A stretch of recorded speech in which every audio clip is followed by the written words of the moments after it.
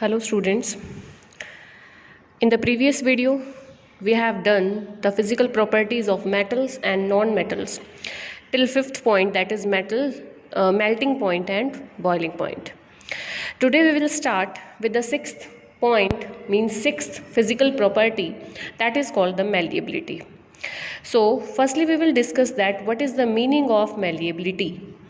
Malleability is the property by which metals can be beaten into sheets or foils.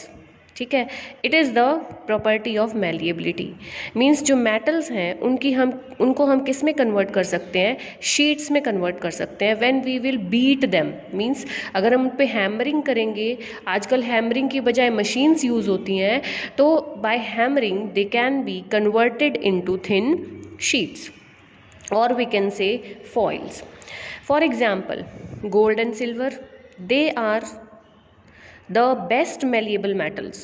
Means gold और silver की बहुत ही thin sheet हम बना सकते हैं.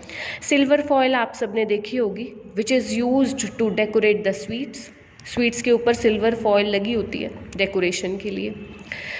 Aluminium foil we are using in our houses for, it is used for the packaging of food.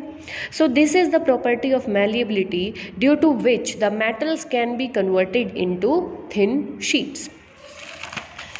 And what about the non-metals? Non-metals कैसी हैं? क्या non-metals भी malleable हैं? No, non-metals are non-malleable. क्यों है non-metals non-malleable? Because they break into pieces when hammered, and this property it is called brittleness. So हम कह सकते हैं कि जो non-metals हैं they are brittle. यहाँ से आप एग्जाम्पल ले सकते हो चौक का. बच्चे खेलते हैं क्लास में कि चौक है, चौक कितनी जल्दी टूट जाता है. अगर हम चौक के ऊपर पैर रखेंगे तो वो क्रश हो जाएगा. लेकिन यही अगर हम एक आयरन की नेल यानी कील के ऊपर पैर रखेंगे तो क्या वो क्रश होगी? नहीं, क्योंकि आयरन क्या है, एक मेटल है, और चौक क्या है, एक नॉन मेटल है. ठीक है. Next property, that is the seventh property, is called ductility. Now what is the meaning of ductility? Ductility is the property by which metals can be drawn into wires. Means metals को खींचकर उनकी wires बना दी जाती हैं. That is called the ductility. अब क्या हम चौक की वायर बना सकते हैं? नहीं बना सकते, क्योंकि चौक क्या है, नॉन मेटल है. लेकिन हमारे पास हमारे घरों में इलेक्ट्रिसिटी ट्रांसमिशन होती है जहाँ पर कॉपर की वायर यूज़ होती है. वहाँ पर हम ऐसे वुड की या किसी भी अदर नॉन मेटल की, सल्फर की, हम वायरिंग क्यों नहीं कर सकते? Because they are non malleable, because the non metals are non ductile. ठीक है. And they break on stretching. हम उनको खींचेंगे तो वो टूट जाएंगी, वो वायर में कन्वर्ट नहीं होंगी. For example, some metals like gold, silver, copper and iron, they are highly ductile. आपने देखा होगा कि हमारे घर में जो इलेक्ट्रिसिटी ट्रांसमिशन की लाइंस आती हैं, वायर्स आती हैं, वो कॉपर की बनी होती हैं. और जो बेस्ट है डक्टाइल मेटल वो है सिल्वर एंड गोल्ड. लेकिन हम सिल्वर मेटल की वायरिंग अपने घरों में यूज़ नहीं करते हैं. That is due to its cost, कि जो सिल्वर है वो बहुत ही ज़्यादा कॉस्टली है, गोल्ड बहुत ज़्यादा कॉस्टली है, इसीलिए हम इसको यूज़ नहीं कर सकते. देयर इज़ वन फैक्ट कि जो गोल्ड है कि 1 ग्राम गोल्ड से हम 2 किलोमीटर्स लॉन्ग वायर में हम उसको कन्वर्ट कर सकते हैं. So that property is called the ductility. Now the eighth physical property is the tensile strength.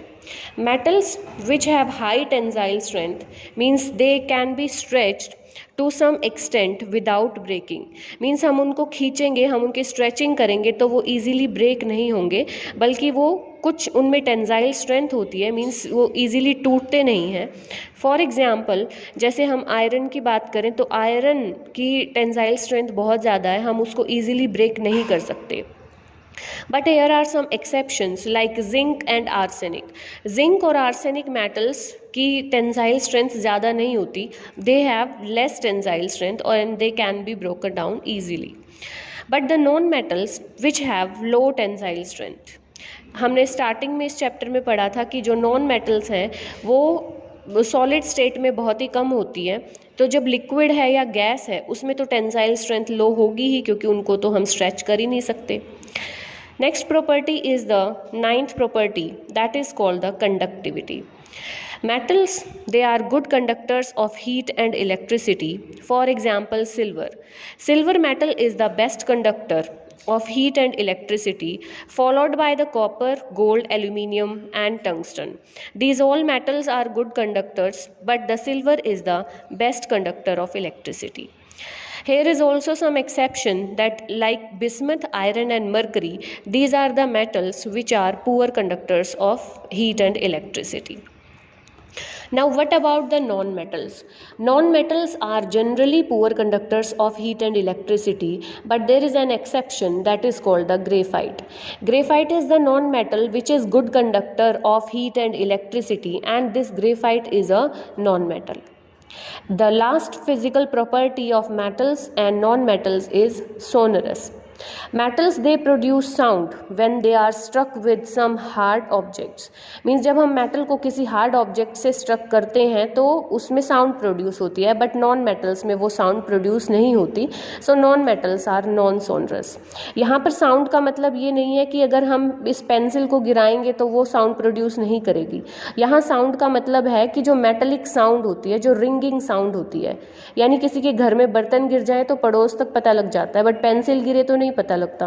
So that property is called the sonority. तो मेटल्स क्या प्रोड्यूस करती हैं?